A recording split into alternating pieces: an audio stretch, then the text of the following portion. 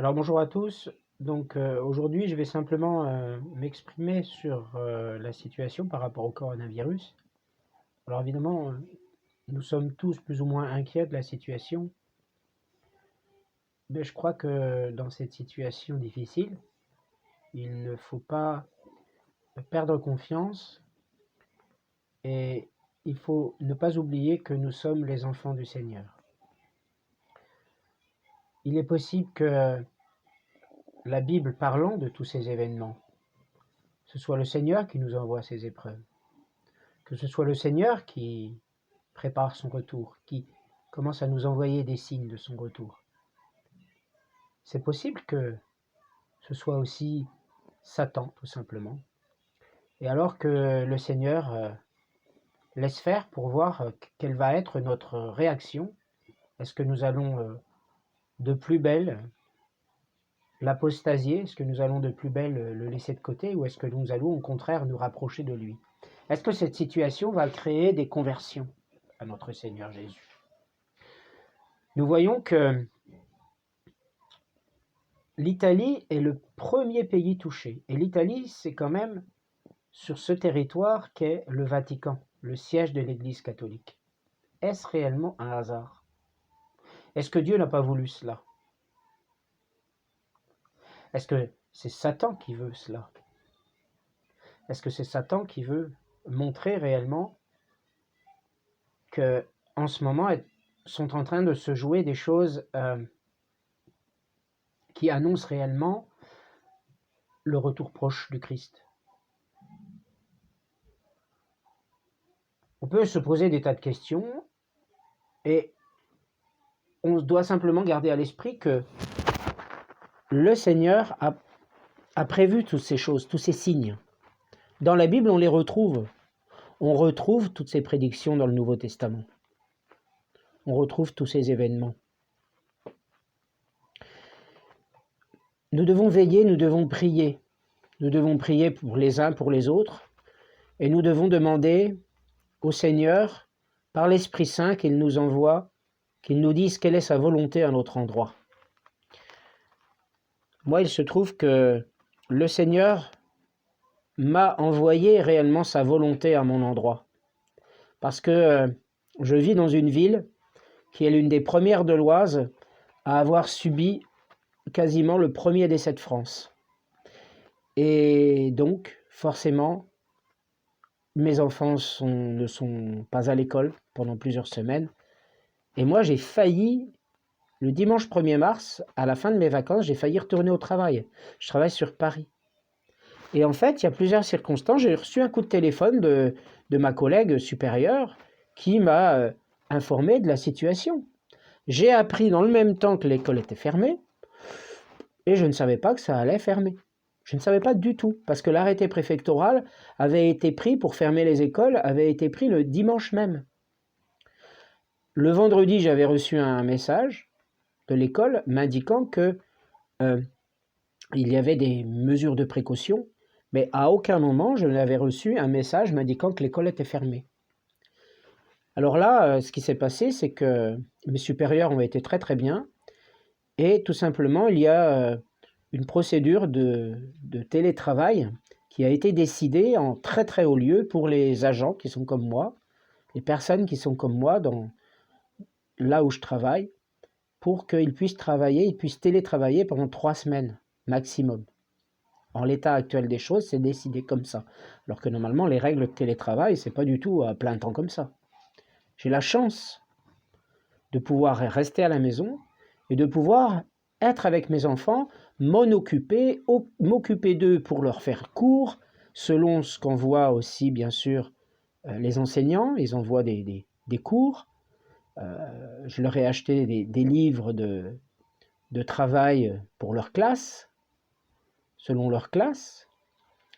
Et on travaille dessus, on travaille ensemble, on travaille sur des notions, on revoit des notions, etc., qui sont plus ou moins mal assimilées par l'un ou l'autre de mes enfants. Et le Seigneur, clairement, m'a protégé, parce que j'aurais très bien pu ne pas pouvoir avoir de télétravail. Alors bien sûr, j'aurais été en congé exceptionnel, mais quand même, je veux dire par là que le Seigneur m'a protégé parce qu'il m'a permis de ne pas aller me risquer dans les transports en commun, de ne pas aller me risquer au travail. Et là, le Seigneur continue de me parler parce que j'ai la conviction intime que réellement cette situation ne va pas s'arranger, ou pas de sitôt.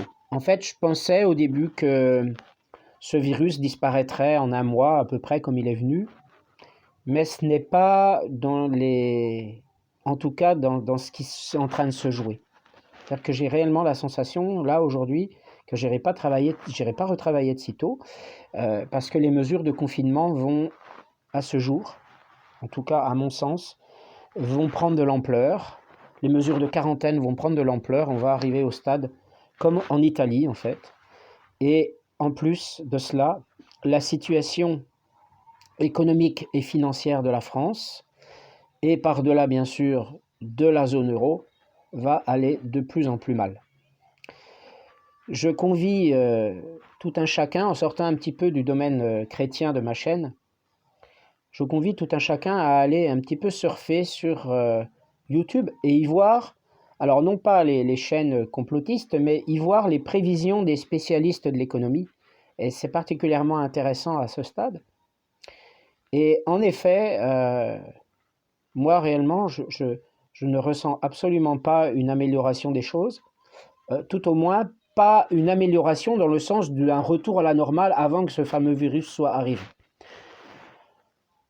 Donc prions. Prions pour les uns pour les autres, comme je le disais.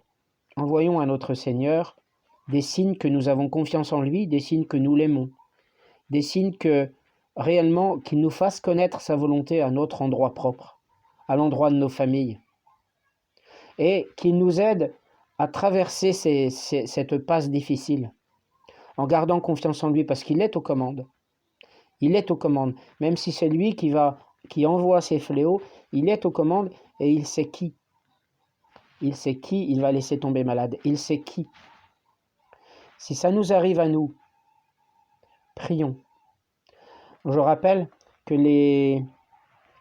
la majorité des cas de coronavirus sont bénins et que on en guérit en majorité. Donc, il faut simplement prier, éviter bien sûr, prendre des précautions, éviter d'être en contact avec d'autres personnes, pas de bise à l'extérieur, pas de bise, voilà, on éternue bien dans son coude, on utilise des mouchoirs à usage unique, des mouchoirs en papier à usage unique, on se lave les mains très couramment, et normalement ça devrait être bon. Faut pas quand même avoir peur de sortir faire ses courses, mais avec des précautions. Il est évident qu'on ne va pas toucher tout et puis après mettre ses mains à la bouche, etc. On prend des précautions, mais il ne faut pas qu'on arrête de sortir.